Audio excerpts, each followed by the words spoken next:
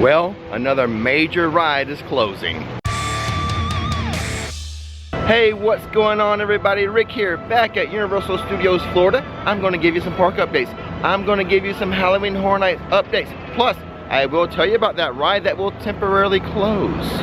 Now let's step into the park and get these updates going. And yes, I am here by myself, without Nikki. As summer, it's over for her. She's back in school. It's not a major update, but there is something new to show you inside of the Hello Kitty shop.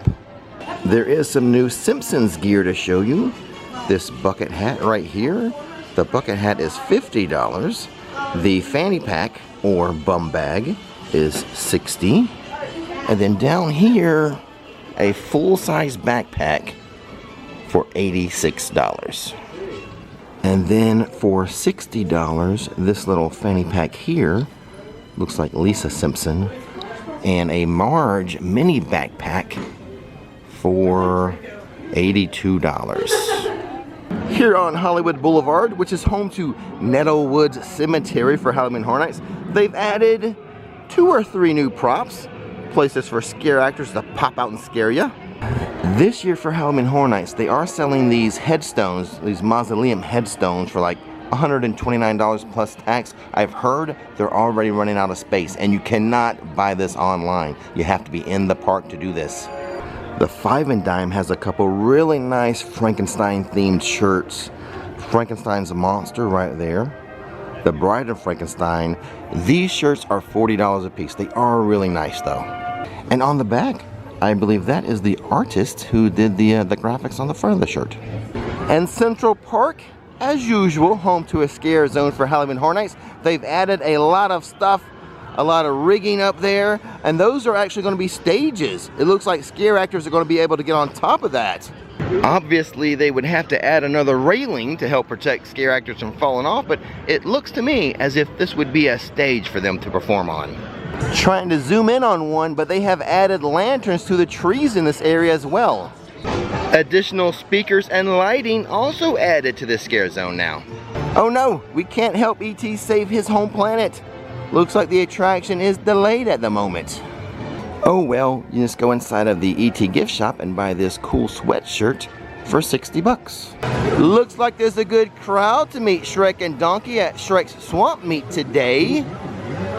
The only thing I don't like about this is the queue, all outside in the sun.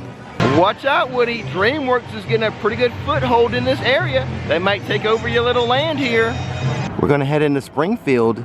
There is something missing in here. Let me show you.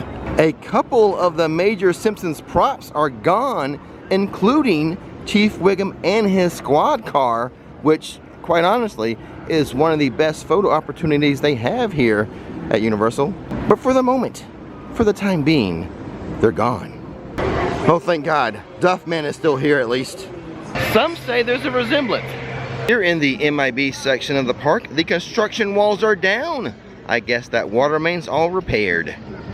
If you ever want a break from the Florida heat, step inside of the MIB gear shop. It has the best retail air conditioning in the park. Feels so good in here. And while you're in here, you can do some shopping. Shop for something like this for $22. They also have some cool stuff behind glass. We have a Jurassic Park, Jeff Goldblum, Transformers. Look at this Gremlin for $100. Just don't get Gizmo wet or feed him after midnight, but I'm sure you guys already know that. Here are some more items behind glass. This one is all Marvel stuff. The most expensive item is $90, and that is for this Hulk here. I don't think I have any Wizarding World updates in Diagon Alley today, but it never hurts to pop inside and see. I was wrong, there is one update.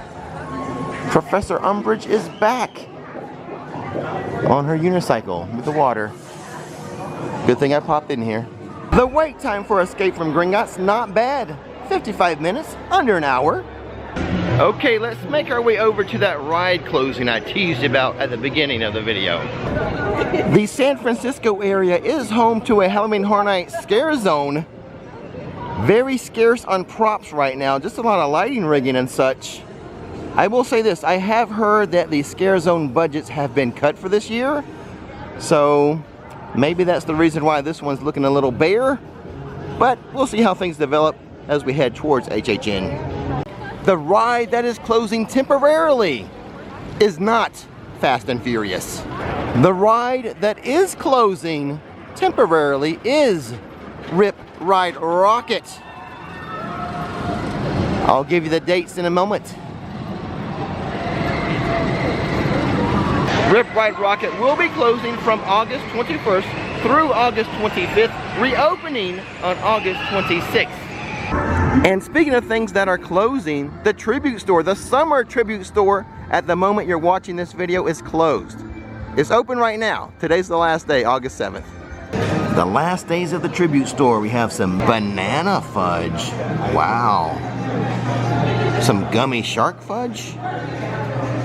A lot of the other treats are gone though. They have to close this one down to make way for a Halloween Horror Nights tribute store. Sorry, Kong.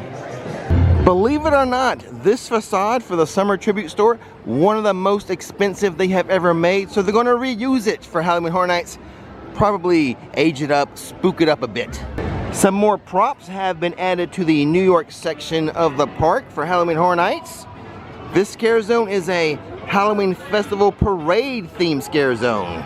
This prop has a tarp on it, meaning probably something a little too gruesome for daytime guests to see. And the watch is on, and I'm not talking about the mummy watch. I'm talking about these walls. Will they be removed in time for Halloween Horror Nights? There's another Halloween Horror Nights prop added since the last time I recorded a video here. Something else behind a tarp by the cornfield. Again, something daytime guests should not be seen. Another one of those cool looking props added to the lampposts. What other gruesome prop lies beneath this tarp? We'll find out. Halloween Horror Nights starting September 2nd. I don't know. Do I really have to talk about the mummy today? Alright, I guess I will. We'll let these guys do their little ceremony and then we'll talk about the mummy. There's really been no changes here since they've added back the test seat, the umbrellas, and the switchback rope. I believe they have missed their internal date for reopening. It certainly is late summer for Central Florida, as teachers and students are back in school this week. Summer is over for them. But here's the thing, guys. I know exactly when they're going to reopen the mummy.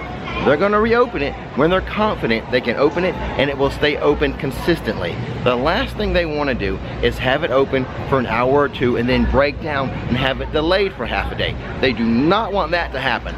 So once they are confident they can open it and it will stay open, then it will be open.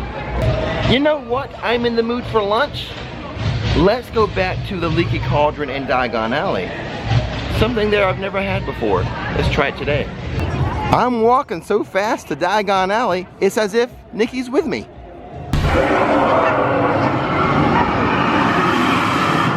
Perfect timing. Okay, let's go get in the standby line. So this is the specialty chicken sandwich for basically $15. Grilled chicken breast, apple butter mayo, Colby cheese, smoky apple bacon, roasted tomatoes on a house-made specialty bun. Served with wedge fries. And for $8, a butterbeer classic. That means it has the foam. All done with my lunch. You know what that means? It's time for Rick's quick food review of the specialty chicken sandwich at the Leaky Cauldron. That is the reason for me to go back to the Leaky Cauldron. Some theme park vloggers are connoisseurs of theme park hamburgers. I'm a connoisseur of theme park chicken sandwiches, and that one's pretty good. What separates it from other chicken sandwiches in the park is that apple butter mayo. Don't miss out on that apple butter mayo. Is it better though than the Finnegan's chicken sandwich? Well, no, it's not. But it is a good reason to come back and visit the Leaky Cauldron, because you know a lot of the entrees they have there are very British, such as toad in a hole. If you want like a more American style like entree, get the chicken sandwich. I may be done with lunch, but I'm not done with updates. A few more things to share with you. The wait time for Transformers, 40 minutes. That's not too bad. It's not hashtag this time, it's the Ragtime Gals. They're up in the windows waving to people. I have a new concern for Halloween Horror Nights. Typically, this area of the park here is a Halloween Horror Nights scare zone. I don't see any evidence, well, not too much evidence, at least no props. I do maybe see some lighting set up for it, but not a lot of HHN action happening here at the moment. Here's another note regarding Halloween Horror Nights. Universal Monsters Gallery of Legends coming to Universal's Cabana Bay Beach Resort. This is a Universal Monsters themed photo gallery experience, and it will be exclusive to Universal Orlando Resort hotel guests. Cabana Bay Beach Resort will also have the Spooky Swizzler Lounge. And it is starting to rain, so that's a good time to end this vlog. If only Nikki were here to do the outro. She's not, but maybe someone will volunteer. Don't miss the magic, don't miss the fun. His name is Rick, her name is Nikki, showing how theme parks are done. Don't miss the magic, don't miss the fun. Hit subscribe.